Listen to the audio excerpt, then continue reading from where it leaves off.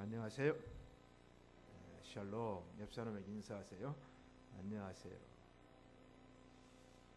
오늘이 6.25 날입니다. 64주년. 제가 어렸을 때 학교에 다니면 6.25 행사를 했어요. 6.25 행사. 학기 중이죠. 운동장에 다 모아가지고 이제 국기를 아마 반기를 걸었네요. 그러고는 이제 교장 선생님의 6.25에 대한 이야기가 있은 다음에 국기에 대한 격려도 하고, 그 다음에 6.25라는 노래를 불렀죠. 아마 젊은 사람들은 알까요? 우리는 6.25 노래 알아요? 그때는 매년 이 노래를 불렀기 때문에, 그리고 음악책에 우리나라의 이제 국경일에 대한 노래가 다 실려 있어요. 그래서 저는 지금도 6.25 노래를 기억하고 있고, 광복절 노래, 3.1절 노래, 개천절 노래, 이거 다 우리가 알고 있잖아요. 이지랴 어찌 그리 이날을, 조국의 원수들이 짓밟아 오던 날을. 한번 불러볼까요? 맨 주먹 붉은 피로 원수를 막아내어 발을 굴러 땅을 치며 의분에 떤 날을, 이제야 갚으리 그날의 원수를. 쫓기는 적의 무리 쫓고 또 쫓아 원수의 하나까지 쳐서 무찔러, 이제야 빛내리 이 나라 이겨내. 부르잖아요. 이거 아이들이 좀 불렀으면 좋겠어요. 그래야 이제 국가에 대한 절기에 대한 의미를 아는데, 여기서 학교에서 행사를 하는지 모르겠어요. 오늘 또 보니까 6.25에 대한 행사가 별로 없는 것 같아요. 이제 여러 가지 사건이 일어나니까 그랬던 모양이죠. 자, 우리 민족이 이렇게 피를 흘렸습니다. 저는 6.25 이전에 태어나서 종전이 이제 53년에 됐죠. 그러니까 어렸을 때 맞이했죠. 저희 집에는 방공호가 있었어요. 이제 기역자로 되어 있는 집이었는데, 중간에 이제 통로가 있고 그 뒤에 대밭이 있습니다. 우리 집 대밭이 관남이 있는데, 대뿌리가 있으니까 여기다 방공호를 파가지고 피난처를 삼았거든요. 갑자기 이제 경보기가 울리니까 우리 식구들이 전부 방공으로 들어갔어요. 근데 또 경보기가 울리니까 피난을 뒷산으로 가야 됐답니다. 그런데 너무 급히 피난을 가다가 한참 올라가 이제 소나무 숲에 전부 있는데, 가만히 보니까 우리 집에 이제 갑순이라고 그 어머니가 이제 파출부로 사셨거든요. 딸을 데리고. 근데 보니까 승현이가 없어, 승현이가. 저는 그래서 지금도요, 세상에 피난 가면서 저를 내버리고 갔어요. 방공에다 내버리고. 그 누가 발견했냐? 갑순이가. 승현이가 없다 그래가지고 다시 내려와가지고 저를 데리고 피난 갔다 그래서 제가 지금도 그 생각만 하면요, 아이고 믿을 놈은 하나도 없다 그러더니 그런 생각이 납니다. 자, 그런 얘기를 하자면 한이 없죠. 자, 북한의 김일성 러시아 군대에 종군했잖아요. 우리 남한의 박정희 친일 군대. 이 우리 민족의 비애가, 역사를 뒤집자고 하면요, 참 할 말이 없습니다. 근데 그게 여순 반란 사건, 4.3 제주도 학살 사건, 이걸 알아야. 이번에도 제주도 학살 사건 언급을 잘못하잖아요. 이미 국가 역사는 정리가 됐거든요, 그게. 그러니까 사랑의 원자탄이 어디서 나왔어요? 여순 반란 사건에서 나온 거 아닙니까? 거기서 발치산이 되어가지고, 그리고 태백산맥이라는 소설이 이어진다는 거예요. 그때는 국군과 발치산의 대치 상태. 이런 것이 우리 국가의 민족의 근대사입니다. 이런 것들을 알아야 애국심이 생기고 국가관이 생기고 그런 거예요. 근데 그것이 편협되게 잘못되면 하나님의 뜻이라는 용어 자체가 굉장히, 지금 이제 다음 주에 제가 설교할 때 이 부분이 어떻게 나갈는지 모르겠는데, 이 요새 이제 기독교에 대한 일들이 많이 이제 터져 나가고 있습니다. 자, 그런 의미에서 오늘은 또 아차 엘리야 죽이려 하지 말걸, 아합과 이세벨의 얘기죠. 당시 아합과 이세벨은 절대 권력을 가졌다고 생각을 했어요. 절대 권력. 자기들이 마음만 먹으면 무슨 일이든지 다 할 수 있다. 자, 그런데 마음을 잘 먹어야 되는데 선지자를 죽이려고 합니다. 선지자는 파리 목숨입니다. 지금도 어떤 글을 읽어보니까 담임 목사는 일회용 소모품 그렇게 썼다. 이게 큰 문제라는 겁니다. 이 목자를 중심으로 교회가 운영돼야 되느냐, 아니면 당회라는 권력이 결정하면 모든 게 되어야 되느냐. 이것은 성경이 뭐라고 말하는 걸 성경은 답이 되어 있습니다. 답이. 교회의 잘못됨이 있죠. 그때는 선지자는 뭐냐? 그냥 국왕이 죽이라 그러면 죽어버리는 거예요. 근데 그런 사건이 일어나죠. 자, 그래서 죽이고 죽이는 이제 생존 경쟁이 아닌 그런 사건입니다. 우리가 임병장이 K2 소총을 가지고 조준 사격을 해서 5명이 죽고 7명이 부상을 입었고, 추격전에서 또 2사람이 부상을 입어가지고 한동안 나라가 난리가 났습니다. 자, 왜 이런 일이 일어날까? 제가 이제 부하에서 군대 민주화 얘기를 잠깐 했잖아요. 제가 70년대 군대 가서 생활할 때는, 그때는 김신조가 넘어온 이후이기 때문에, 김신조가 68년 1월 21일 날 넘어왔지 않습니까? 그래서 69년부터 우리 군대가 FM대로, 지난번에 글도 표현했지만 훈련을 해야 된다고 그래서 제가 거기에 딱 입대를 한 사람입니다. 아마 김춘수 집사님도 저하고 49년생이니까 그 당시 입대해가지고 훈련 받은 사람은요, 굉장히 힘든 훈련을 받았어요. 왜? 김신조 124 군부대의 정보를 가지고 우리나라 군대를 북한 군대보다 더 강한 군대로 만들어야 되니까 완벽한 FM 훈련이니까 참 힘들어서 그걸 이제 이겨내야 되죠. 이겨내. 그런데 그런 군대 생활을 제가 이제 하다 보니까 요새 군대가 좀 어떤가 하는 궁금증이 있죠. 어떤 이런 사고가 일어났습니다. 역사를 보면 권력을 가진 사람이 선과 악과 의와 불의와 진리와 비진리와 그 다음에 죄와 이런 것들을 선별해 가지고 사람을 처형해야 되는데, 역사의 권력은 그게 분별되지 않고 자기 중심에 의해서 사람들을 죽였기 때문에 성경을 그걸 뭐라고 말하냐면 구조적인 악이다. 그 악을 하나님께서 이제 어떻게 심판하시는가, 그 얘기가 오늘 이제 저녁에 제가 해 갈 얘기입니다. 첫째, 그 아합과 이세벨은 누군가? 자, 우리가 아합 그러면 이스라엘 민족에서 가장 악한 왕, 이세벨 그러면 가장 악한 왕후, 그렇게 얘기를 하죠. 자, 열왕기하 16장 29절에 보니까 유다 왕 아사 제 38년에 오므리의 아들 아합이 이스라엘 왕이 되니라. 이스라엘 나라 왕조가 이제 오므리 왕조, 시므리 왕조가 있습니다. 우리나라도 이시조선 왕조가 있듯이 오므리 왕조가 상당한 오랜 기간 동안에 왕들을 내 가지고 통치를 하게 된단 말이죠. 우리가 성도들이 이제 수요일 저녁이니까 성경을 머릿속에 이제 집어넣어 가지고 있어야 이해가 잘 되잖아요. 그러면 이제 이스라엘 나라 역사에 통일왕국, 분열왕국 그렇게 얘기를 해요. 통일왕국은 뭐냐면 사울부터 다윗까지 솔로몬까지가 통일왕국입니다. 그때는 나라가 갈리지 않고 한 나라가 되죠. 그러다가 이제 르호보암과 여로보암이, 솔로몬의 두 아들이 북방에는 여로보암, 남방에는 르호보암 해가지고 분국이 돼요.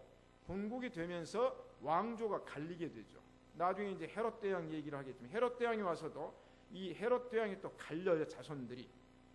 이스라엘 나라의 역사를 보면 그렇게 되는데, 이 아합이란 왕이 오므리의 아들로 태어나서 왕이 되었는데 22년 동안 북방 이스라엘을 통치합니다. 북방 이스라엘을.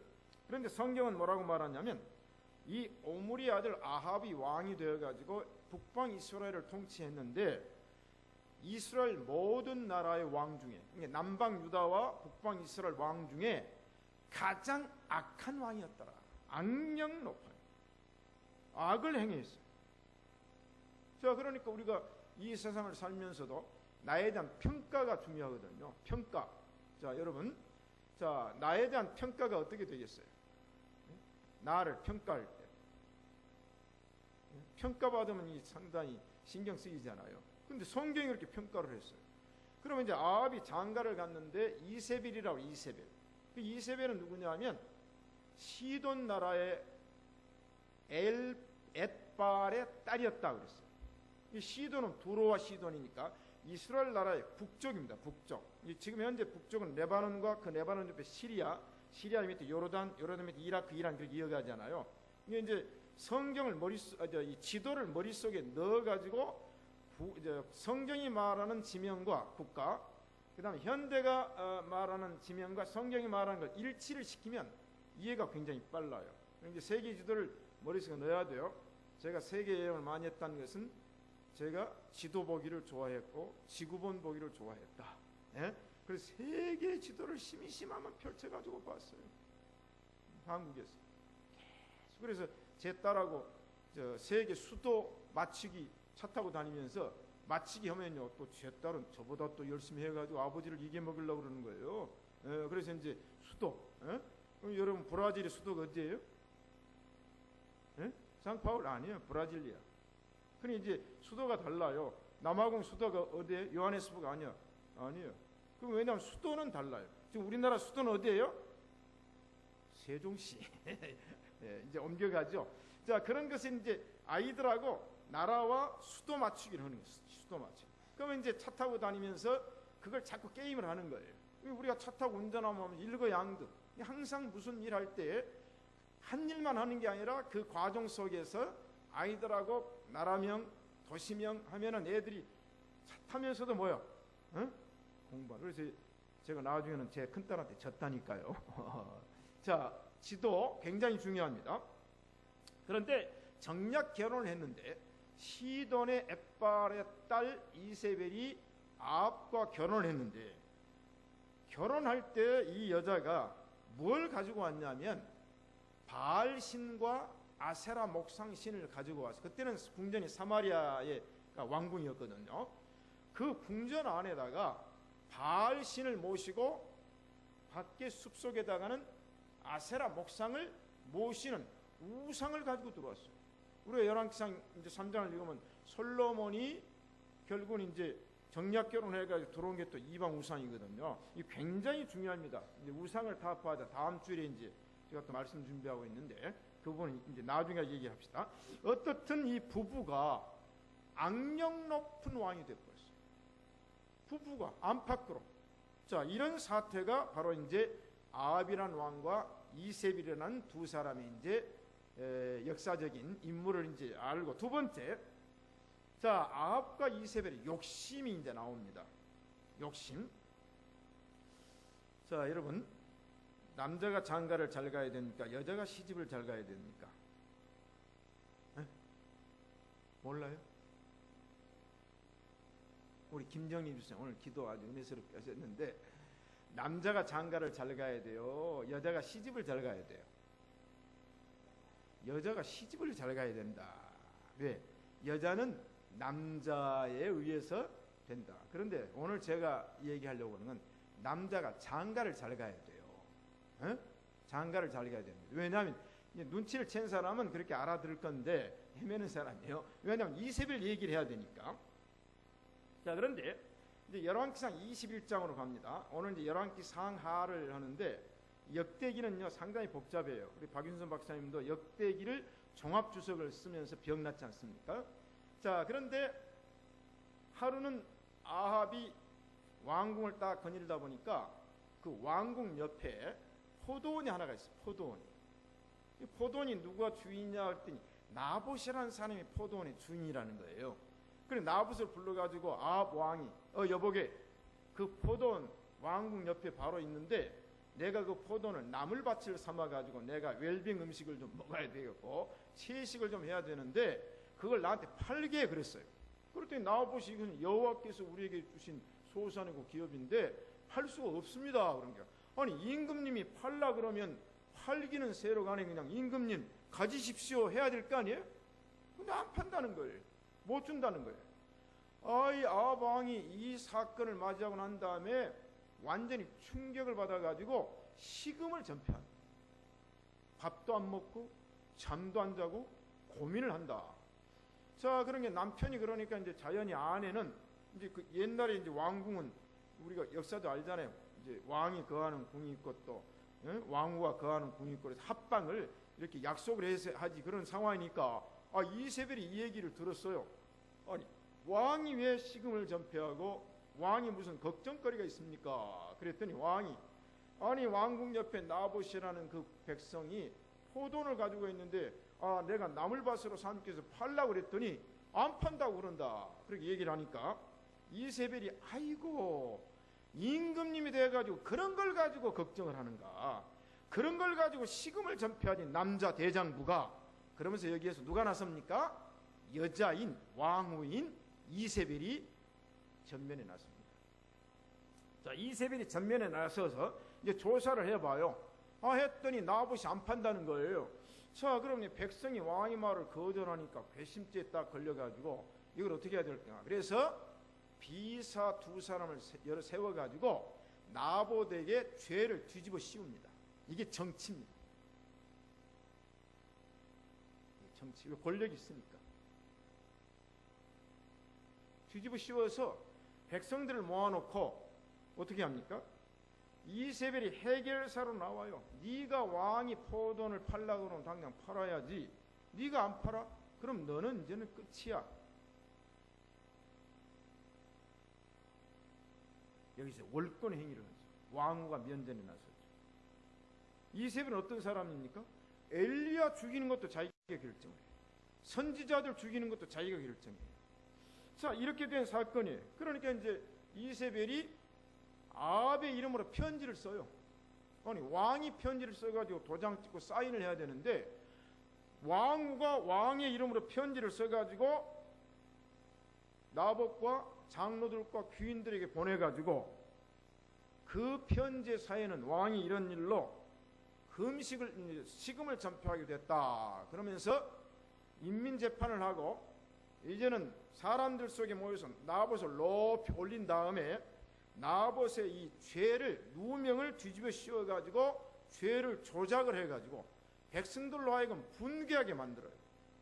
그래서는 돌로 쳐서 죽입니다. 그럼 이제 이세벨이 명령하니까 그때는 신하들도 아합 왕보다 이세벨을 더 무서워하니까 벌벌 떨 거 아니에요. 그럼 이세벨이 그냥 깨끗하게 처리를 해놓고 아합 왕에게 보고를 해요. 아합 왕이요, 나봇의 포도원 내가 해결했습니다. 이제 이 포도원은 임금님의 포도원이고 이 포도원에서 나무를 심어서 채소를 심어서 웰빙 음식으로 채식하셔서 건강하시옵소서. 이게 원인이 뭔가? 아까 제가 말씀드린 아합과 이세벨의 욕심이라고 했어요. 욕심. 이 욕심이 들어가 버렸어요. 아니, 왕이 재산이 없습니까? 아니, 다윗이 왕후가 없습니까? 후궁이 없습니까? 그런데 밧세바를 취한 것이 나단의 지적거리가 되잖아. 이 아합도 마찬가지야. 이게 바로 욕심이에요. 욕심이 잉태한즉 죄를 낳고 죄가 장성한즉 사망을 낳느니라. 우리 성경에 보면 탐욕의 종말이 나옵니다. 탐욕. 이 개들은 탐욕이 심하여 족한 줄을 알지 못하는 자요. 선지자들도 탐욕이 심하면요, 이 개들은 그 거짓 이사야 시대의 거짓 선지자들이거든요. 물질이란 욕심이 있어가지고 예언은 제대로 안 하고, 제가 지난번에 얘기했듯이 연벌에는 연염이 없고 잿밥에만 연염이 있고, 중이 고기 맛을 보니까 절간에 빈대가 남아나지 않고, 그 얘기예요. 그게 이제 구약 성경에 있어요. 지금도 아마 그럴 거예요. 자, 이게 욕심입니다. 욕심, 탐욕. 이게 누구냐? 이세벨이요, 아합이요.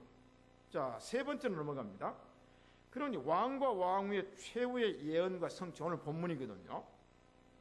자, 그러면 아합과 이세벨이 지은 죄, 나중에 그 부분을 또 언급을 하겠지만, 이 죄가 뭐냐면 무죄한 자의 피를 흘린 것입니다. 무죄한 자의 피를 흘렸다. 자, 하나님이 신명기에서도 너희들 이스라엘 땅에 들어가면, 이제 가나안 땅에 들어가면 무죄한 자의 피를 흘려서는 안 된다. 무죄한 자의 피를, 무죄한 자의 피 흘림이 없게 하라. 이 재판도 뭡니까? 재판도 죄인의 죄를 해결해 주는 건데, 요새 제가 가만히 보니까 뭐 무전유죄란 말이 있듯이 저 몸으로 싸우거든요. 그걸 절실하게 느끼죠. 네. 그러나 저는 뭐냐? 저는 결과에 대해서는 하나님께 맡기고 이 과정을 한번 힘껏 해요.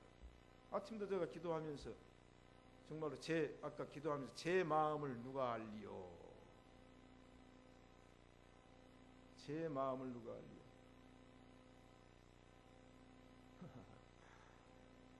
제 마음. 그런데 아니 죄인을 죄인으로 판결하는 게 재판 아닙니까? 예를 들어서. 근데 죄인은 의인을 만들고 의인을 죄인으로 만드는 거 이거 안 되는 거거든요. 그래서 공법이 살아 있어야 되고 정의가 살아 있어야 된다. 그런데 그 사건이 성경에도 수없이 일어나요. 여러분 무죄한 자의 피를 흘리지 마세요. 자, 그러면 왕후 이세벨과 왕의 죽음에 대한 예언이거든요. 이제 열왕기 상에서 예언이 나오고 열왕기 하에서 이제 성취가 나오잖아요. 그럼 이세벨, 왕후 이세벨의 죽음 봅시다. 엘리야가 예언을 하죠. 엘리야가 살아 있을 때, 아니 아합도 자기를 죽이려고 그러고 이세벨도 자기를 죽이려고 그러니까 엘리야가 자기 주관으로 말하는 게 아니라 여호와의 말씀이 엘리야에게 임합니다. 이세벨에 대하여 예언합니다. 개들이 이스라엘 성 곁에서 이세벨을 먹을지라. 개 죽음을 당한다 그 말이에요. 먹을지라. 저가 그 안에 이세벨에게 충동됐습니다. 나중에 섭정 문제 다시 나옵니다만.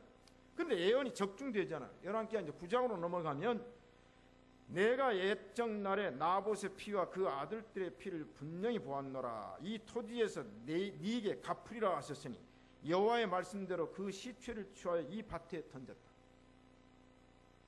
열왕기 상의 엘리야 시대 역사의 예언이 지금 열왕기 하에서 성취가 됩니다. 여러분 아벨의 피, 가인이 죽이잖아요. 그 피가 땅에서 호소하느니라. 여러분 의인은 죽어도 괜찮습니다. 믿음은 죽음으로써 말한 줄로 믿습니다. 여러분 죽음을 두려워하지 맙시다. 우리가 하나님 앞에서 살면 죽음이 뭐가 두렵습니까? 그런데 죽음을 두려워하지 말라고 그러면 죽음 앞에서 두려워하면 되겠어요? 몸을 죽이는 자를 두려워하지 말고 몸과 영혼을 죽여 능히 지옥에 멸하는 자를 두려워하라. 마태복음 10장 24절 말씀 아닙니까? 저는 군대에서도 예수 안 믿는 보살이 이 성경을 읽고 은혜 받는 걸 봤어요. 자, 이제는 뭐냐면 이 예언이 열왕기 하에서 성취가 되는데 예후가 얘기를 해요.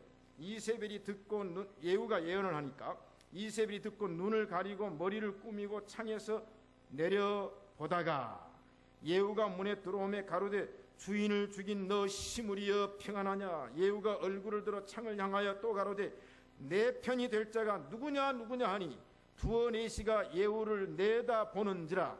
가로되 저를 던지라 하니 이세벨입니다. 내려 던짐에 그 피가 담과 말에 뛰더라. 예후가 그 시체를 밟으니라. 이세벨이 이렇게 죽어요. 네시들이 던져버린다니까. 왕궁에서 창문을 열고 예후가 이제 왕후의 왕궁을 보고 외치는 거예요. 그러니까 지금 이세벨을 수종 들었던 네시들이 이세벨을 들어서 창밖으로 던져버려요. 그게 떨어지면서 골도 깨져버리고 해서 담과 말에 피가 튀었다. 예후가 가서 시체를 밟아버려. 작은 밟아버리는 거예요. 자, 이게 보세요. 여러분 의인 안 됩니다. 하나님의 보복이잖아요. 이 저주받은 계집을 찾아 장사하라. 저는 왕의 딸이니라.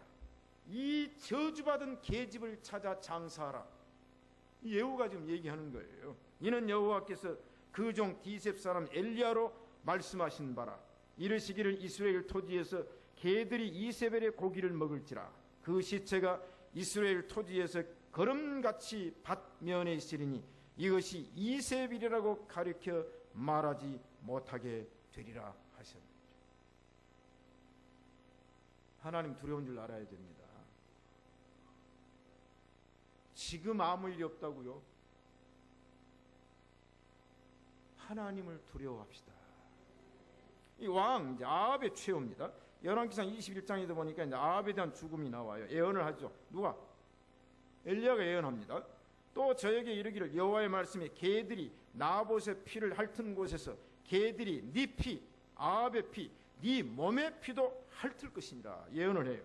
여호와의 말씀이 내가 재앙을 네게 내려 너를 쓸어버리되 네게 속한 남자는 이스라엘 가운데 매인자나 노인자를 다 멸할 것이요. 그래서 이제 21장 27절 이하 쭉 보고 그 다음에 22장으로 넘어가서 37절 이하에 보면 왕이 이미 죽음에 그 시체를 메어 사마리아에 이르러 거기 장사하니라. 병거를 사마리아의 못에 씻음에 개들이 그 피를 핥으니라. 아합도 죽어가지고 개들이 피를 핥아요. 엘리야가 그렇게 예언을 했어. 그 예언대로 이루어집니다. 그러면서 뿐만 아니라 아합의 집에 있는 모든 사람도 뭐요? 멸절되어 버려요. 아합에 속한 자들을 다 멸절해버려요. 자, 이게 이제 엘리야를 죽이려고 했던 아합과 이세벨의 최후입니다. 그러면 아까 제가 남자는 장가를 잘 가야 된다 그랬는데 이세벨이 문제거든요. 이세벨이 뭐냐면 아까도 말씀드렸듯이 이세벨이 사자를 엘리야에게 보내어 이르되 내가 내일 이맘때에는 정녕 네 생명을 저 사람들 바알 선지자들이 기손강에서 죽었던 것처럼 제가 지난 수요일에 말씀드렸잖아요. 그 사람들의 생명 같게 하리라. 만약에 내가 이 일을 성취 안 하면 내 신이 나에게 벌을 내릴 것이다. 자기가 자기를 저주해요. 그 다음 편지 아까 보세요. 왕의 이름으로 자기가 편지 써가지고 다 우지자지 다 해버려요. 월권 행위죠. 이걸 다 해요. 자, 왕은 채통도 없어요. 뭐라고 말합니까? 아합이 그 안에 이세벨에게 충동되었습니다. 충동질하는 게 충동질. 하나님의 일에 국사에 안 돼요. 자, 그러면 이 내주장이라고 그러잖아요. 내주장. 섭정의 위험성. 자, 이제 저도 남편입니다. 그리고 목사입니다. 여러분, 우리 가정의 이제 질서가 굉장히 중요한데 살림이야 누가 하겠어요? 아내가 다 해야 되겠죠. 그러나 가정은 누가 질서를 잡아야 됩니까? 남편과 아버지입니다. 또 아내는 남편의 아버지의 권위를 세워서 해줘야 되는데 글쎄요. 오늘 우리 한국 사회는 어떤가? 이건 많이 가정 사역자들이 연구를 해야 되겠죠. 자, 부부의 문제 이런 건 제가 그 얘기를 하려고 하는 게 아니에요. 지금 왕입니다. 왕. 아합은 왕입니다. 저는 교회 담임 목사입니다. 이거 굉장히 중요한 거예요. 여러분 알잖아요. 당회를 모여놓으면 그냥 전회에 가가지고 당회가 바뀌어자고 그 다음날을 얘기 많이 듣잖아요. 그럼 돼야 안 돼요? 이제 예를 들어서 제가 뭔 결정을 했어요. 중요한 교회 결정을 했는데 집에 들어가더니 하룻밤 자고 오더니 그 다음날 획 바뀌어가지고는 또 번복하면 좋아요 안 좋아요? 아이고 저 대답 안 한 분들은 뭐가 그러면 어떻게 되겠어요? 예를 들어서 중요한 기도하고 회의를 결정을 했어요. 근데 집에 갔다 오더니 획 바뀌어가지고는 안 된다 그러면 어떻게 했어요? 아이고 우리 목사님이 주도권이 하나도 없고 사모가 이래라 저래라 하는 대로 한다. 자, 그걸 원하십니까? 아니에요. 여러분 섭정의 역사를 제가 인터넷에 쭉 조사를 해봤어요. 일반 역사. 우리나라도 이제 문정왕후 얘기 나오고 다 나오잖아요. 조은임의 섭정도 있었어요. 왜? 왕이 너무 어리니까 이제 조언해야 되고. 그리고 내명부에서 하는 거 있었어요. 그러나 섭정이 잘못되면 국사가 거칠어지는 경우. 그건 이제 우리나라 제가 성경에서 얘기를 할 거예요. 자, 그러니까 하나님의 뜻은 하나님이 주관하도록 하십시다. 그래야 됩니다. 아셨죠? 아담과 하와도 보세요. 하와가 선악과를 따먹고 남편에게 줘버렸어요. 그래서 인류가 범죄가 됐죠. 오늘 또 이세벨 보세요. 이세벨이 내주장을 다 해버렸어요. 내주장을. 왕이 소용이 없어요. 다 앞장서서 편지도 쓰고 도장도 자기가 찍고 재판도 자기가 하고 명령도 자기가 내리고 결국은 망하는 거 아닙니까? 우리가 하만 얘기해요. 하만. 요새 이제 새벽기도에 에스더 하잖아요. 하만이 모르드게를 생각할 때 너무 분이 나니까 집에 가서 세레스 부인에게 얘기를 했어요. 그랬더니 여자가 아이디어를 다 내주는 거요. 아이고 남편이요, 걱정할 거 없습니다. 내가 뒤에다가 59대는 장대를 딱 세워놓을 거니까 모르게 거기다 달아 죽여버리면 됩니다. 이제 하만 위로를 받았어요. 그리고 이제 에스더가 초청하는 잔치에 두 번째 나가요. 갔다 와서 또 속이 상하는 거예요. 속이 상해. 그러니까 또 세레스가 뭐라고 합니까? 염려하지 마세요. 모르드게는 내가 처치한다니까요. 결국 어떻게 됐습니까? 그 아내가 하만 자기 그 집 뒤에다가 장대 세울 때 아이고 그렇게 하지 말라고, 사람을 그렇게 죽이면 안 돼. 왕이 사형을 결정해야지. 당신이 뭔데 모르드게를 죽인다고 장대를 세우냐고. 해야 돼 안 해야 돼요? 근데 하만이 자기 원한을 풀어준다 그러니까 옳거니 잘했거니 보세요. 자, 신약으로 넘어오면 이제 이스라엘 나라, 북방 이스라엘 나라 헤롯 대왕의 가문이 참 복잡합니다. 이걸 이제 오늘 저녁에 자세히 설명할 수는 없고, 여러분 이제 아그리파 왕과 헤로디아, 살로메 얘기가 나오죠. 이제 가이사라 빌립보 그 지역이 북방 이스라엘입니다. 보면은 이제 북방이 죄악이 가장 많아요. 남방은 그래도 나아요. 그런데 헤롯 아그리파가 이제 왕이 된 동생 필립의 아내를 취했잖아요.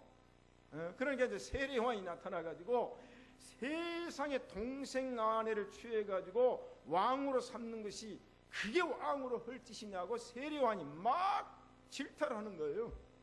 아니 헤롯 대왕 아그리파는 이제 자기가 동생 아내 필립의 아내를 이제 헤로디아가 취해가지고 사는데 헤로디아가 못 견디는 거예요. 헤로디아. 그럼 거기 사이에서 이제 살로메가 낳잖아요. 그러니까 결국 이제 헤롯 아그리파 대왕의 생일 때 잔치를 배설하는데 이 살로메가 와가지고 춤을 추는 거예요. 이게 이제 살로메 춤이라고 유명합니다. 여러분 이제 춤 좋아하는 사람은 살로메 춤을 보면 머리에다 위에 쓰고 이제 뭘 하나 들고는 빙빙 도는 춤이 있어요. 이 독일에서는 살로메 춤을 공연을 합니다. 살로메 춤 얼마나 춤을 잘. 왕이 끄뻑 가버렸어요. 가가지고는 이제 춤을 잘 추니까는 불러다가 네 원이 무엇이냐, 나라의 절반으로 주겠다. 그러니까 이제 어린아이가 무슨 소원이 있겠어요. 뭐 다이아몬드 반지를 주라고 하겠어요. 땅 차지해봐 뭐 하겠어요. 이게 뽀르르 누구한테 가요? 어머니한테 가요. 헤로디한테 갑니다. 엄마, 아빠가 나 춤 잘 췄다고 무엇인지 원하면 나라의 절반으로 주겠다고 하는데 뭘 원해야 돼? 그런 거예요. 그리고 헤로디아는 그동안에 원한을 품고 있어요. 누구에 대한? 세례 요한에 대한. 세례 요한은 하나님의 말씀을 선포했어요. 세례 요한은 당시에 죄악을 지적을 했어요. 그런데 그 설교를 들었으면 헤로디아가 회개를 해야 됩니까? 앙심을 품어야 됩니까? 오늘은 대답 잘하시네. 말씀이 내게 오면 자복하고 회개해야 되겠죠? 근데 앙심을 딱 품고는 칼을 품는 거예요. 기회를 엿보는 거예요. 그래서 여자가 무서운 거예요. 보고 있다가 옳거니 하고는 따라, 살로메야, 너 아빠에게 가서 다른 것 말고 세례 요한의 목을 베어 소반에 담아 나를 달라고 해라. 이게 이제 어린 딸이 아주 끔찍하잖아요. 사람을 죽여가지고 그 머리를 소반에 담아가지고 자기한테 주는 것이 선물입니까 그게? 에미가 남편이 선물을 주겠다고 그러는데 선지자를 죽여서 목을 잘라서 소반에다가 담아달라는 그 청구를 하기 위한 그 여인의 악독함. 악질이잖아요. 그러면 이제 살로메가 가가지고 아빠 그 세례 요한 목 잘라가지고 소반에 담아서 나한테 주세요. 그러니까 근심을 했죠. 저 헤롯 아그리파는 양심은 있잖아요. 이게 선지자거든요. 하나님의 종이거든요. 근데 그거 만약 안 해줘봐요. 그럼 헤로디아에게 난리 날 거 아니에요. 그래서 참 마음의 부담을 갖고 명령을 내려서 헤롯의 목을 칩니다. 그리고 소반에 담아서 딸에게 줍니다. 이 얼마나 위험한 일이 아니라 얼마나 이게 못된 일입니까? 이게 성경의 얘기예요. 자, 그러면 어떻게 됐어요? 어떻게 됐어요? 헤로디아는 아들을 왕으로 세면서 섭정을 합니다. 자기 남편을 죽여요. 그리고 아들을 왕으로 세우고 섭정을 해요. 결국은 그 아들에게 죽습니다. 이게 역사예요. 이 성경을 우리가 똑바로 뚫어야 돼요. 제가 늘 성경에 맥을 뚫고 성경을 구약에서부터 신약까지 통로가 있어요. 통로가. 이 통로를, 물론 저희 이제 목회를 오래 했으니까 또 저는 맨날 붙잡고 있는 게 뭐 성경이니까 이 맥을 딱 뚫으면 성경이 관통이 돼요. 관통이. 여러분 어떻게 생각하십니까? 잘했어요? 헤로디아가 잘했어요? 큰 죄를 지은 선지자. 그래서 네 번째, 아합과 이세벨의 죄가 뭐냐? 그 죄는 열왕기상 18장 7절에 네가 엘리야 선지자를 죽이려고 했고 그 다음에 엘리사 시대에 수많은 선지자들을 죽였다는 거예요. 자기는 왕권 절대 권력을 가지고 선지자를 죽이니까 뭡니까? 성취를 했죠. 성취감이 있을 거 아니에요. 여하튼 다 죽여버리니까. 그때는 자기가 왕자 있을 때는 선지자를 죽이니까 대단한 것 같았는데 그게 뭐예요? 의인을 죽이고 무지한 자의 피를 흘리고 선지자를 죽인 죄가 그대로 자기 머리에 쌓이게 됐습니다. 그래서 19장에 아합이 엘리야의 무릇 행한 일과 그 어떻게든 모든 선지자를 칼로 죽인 것을 이세벨에게 보였다. 이세벨은 남편을 충동질하는 거예요. 충동질해가지고 얕은 엘리야를 추종하는 그 시대 선지자 죽이라는 거 죽여. 이제 마지막 엘리야인데 엘리야를 못 죽였죠. 야, 이 성경 잘 알아야 됩니다. 우리가 왜 교회 생활합니까? 성경을 알고 교회 생활해야 돼. 우리 신시가 예배당의 성도 여러분들은 성경대로 신앙생활 하시기를 축복합니다. 말씀대로 순종하시기를 축복합니다. 내게 손해가 올지라도 내게 당분간 피해가 올지라도 하나님의 말씀 앞에서 올바로 순종을 하게 되면 죽어도 좋아요. 세리원 목이 잘리는데요. 목이 잘려. 왜 그걸 두려워하십니까? 그걸 왜 두려워하세요? 죽음이라는 게 꼭 목만 잘려 죽습니까? 매장당할 수도 있어요. 그것도 하나님 앞에 당당하게 나아가면 하나님이 역사해 주실 줄로 믿습니다. 스데반 집사 죽었잖아요. 예수님 시대에 세례요한 죽었잖아요. 사도 시대에 수많은 선지자를 죽였어요. 우리 로마서 읽어보면 주여 저희가 주의 선지자들을 죽였으며, 사도행전에 보면 선지자들을 죽였으며, 히브리서 11장에 보면 순교장입니다. 순교장, 고난장이에요. 왜 우리가 믿음의 영웅들, 이제 믿음의 영웅들이라는 책이 있지 않습니까? 아더 핑크가 쓴 책, 그거 읽어봐야 돼요. 상당히 볼륨이 두꺼워요. 두껍습니다. 거기 보면 히브리서 11장 한 장을 강의한 설교집인데 이 정도 두껍습니다. 본당에 제 책장이 있는데 한번 읽어보세요. 가슴이 뭉클거려요. 11장 강의 설교가 한 500-600페이지 되도록 핑크가 썼단 말이죠. 여러분, 우리 신시가 예배당은 믿음의 영웅 된 줄로 믿습니다. 여러분, 261명 명단에 안에 들어간 사람은 이 시대에 다 영웅들이라고 제가 하나님께 기도하니까 힘내시길 바랍니다. 지금도 네로 시대의 박해 이후에 수많은 순교자들, 카타콤의 지하 묘소의 순교자들, 제가 늘 책 얘기하잖아요. 작자 미상. 네로 황제 시대 때 카타콤베에서 쓰여졌던 순교자의 수기, 그것도 읽어봐야 돼요. 김은국의 순교자 책도 읽어봐야 되고 우리 성경 우선을 읽어야 됩니다. 그러나 인류 역사의 섭리를 하나님이 하고 계십니다. 성경은 기록이 다 됐어요. 그러나 2000년 역사에, 지금 세계 기독교 역사에 하나님의 말씀을 순종하다가 죽어가는 사람들의 이야기도 오늘 하나님께서 역사하시는 줄로 믿습니다. 자, 그거예요. 자, 이제는 아차, 엘리야 죽이려 하지 말걸.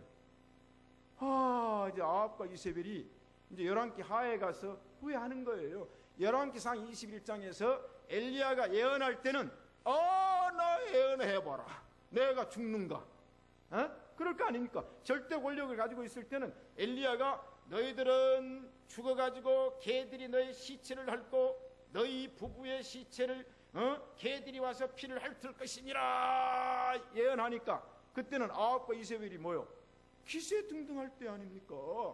예언? 아이고 좋아 예언해봐라. 내가 그렇게 죽는가? 시간이 흘러요? 세월이 흘러요? 다른 왕처럼 아합이 40년 동안 통치를 했어야 되지 않습니까? 보통 40년 가니까 22년이요 22년. 다른 사람이 반밖에 못했어요. 하나님께서 아합과 이세벨을 어떻게 합니까? 여호와께서 엘리야에게 예언했는데 그 예언대로 안 될 줄 알았죠. 왜? 건강하지, 잘 먹지, 잘 자지, 사역 잘하지, 건강하고 자기가 원하는 대로 명령한 대로 다 되지. 천만의 말씀. 태평성대가 아니라는 것. 그럼 이제 어떻게 돼요? 내시들이 이세벨을 던질 때 아이고 그때 엘리야 예언이 성취가 되는구나. 하나님은 예언을 분명히 성취하는 분이신 줄로 믿습니다. 하나님의 예언이니까. 결론, 죽어도 여러분은 의인과 선지자적인 사명을 가지시기를 축복합니다. 이 시대 엘리야 선지자 생각할 때 자기 외에는 다 죽은 줄 알았어요. 그런데 오바댜가 50명씩 100명을 아방의 신은 숨겨놨어요. 제가 본당에 이 설교 한번 한 적이 있잖아요. 이 오바댜의 대단한 선지자를 살리는 그 용기. 여러분, 이 시대 여러분은 선지자를 숨겨놓고 선지자를 보호하는 하나님의 사명자들이 되시기를 축복합니다. 이 쉰들러 리스트 잘 알잖아. 그 다음에 발덴베르그, 핀란드의 명예형사, 헝가리에서 유대인 20만 명을 살린 이야기. 제가 그 책을 읽었거든요. 쉰들러 리스트는 영화를 2번 봤고요. 제가 발덴베르그의 자서전을 읽었습니다. 저는 그 책을 읽고 이야 그 다음 베를린에 여러분 게토에 있는 유대인들이 도망갈 때 베를린에 이제 그 얘기가 또 있어요. 뚱뚱한 여자가 있어요. 이건 독일 여자입니다. 뚱뚱해. 근데 뚱뚱하니까 치마폭이 넓어. 그래서 이제 유대인들이 나치에게 막 도망갈 때 이 사람은 유대인을 아이들을 치마폭에 집어넣고 있어요. 치마폭. 그럼 이제 갑자기 없어진 거예요. 아니 어디로 도망갔는데 갑자기 없어졌어요. 어디가 있어요? 그 여인의 치마폭이 수많은 유대인 아이를 살린 이야기. 여러분 그래서 이제 기억의 집이라고 이스라엘 예루살렘에 가면은 바디여심이라는 게 있잖아요. 여러분 거기 가보세요. 그 생생한 역사를 그대로 저희들 우리나라도 그걸 해야 돼요. 이 역사의식을 갖는 사람은 유물, 박물관 이걸 잘 해놔야 됩니다. 어떤 얘기 오늘 땐 그 얘기 뭐 오래 할 건 아니고 하나님께서는 바알에게 무릎을 꿇지 아니한 7,000명을 숨겨주신 줄로 믿습니다. 사랑하는 성도 여러분, 이 시대 여러분들은 신시가지 예배당에 왜 와 있는가? 하나님 사명자로 부르시기 위해서, 사명을 감당하기 위해서 7,000명의 무리 속에 여러분 되신 줄로 믿습니다.